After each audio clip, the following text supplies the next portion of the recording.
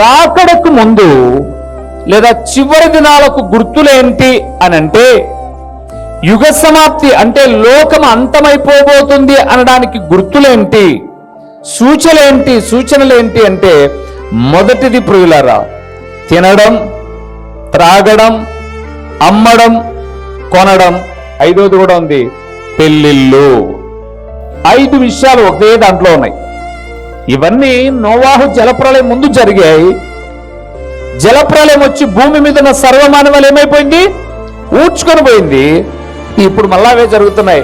రాబోతున్నటువంటి అగ్ని ప్రళయములో ప్రభు కొరకు నిలబడిన వారు తప్ప మిగతా వాళ్ళంతా ఇప్పుడు కూడా ఏమవుతారు? అంతే.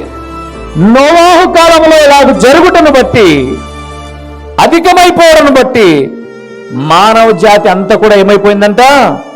అంతరించిపోయింది. అందులో నీతి కలిగిన నోవాహు ఒక్కడే బ్రతికాడు.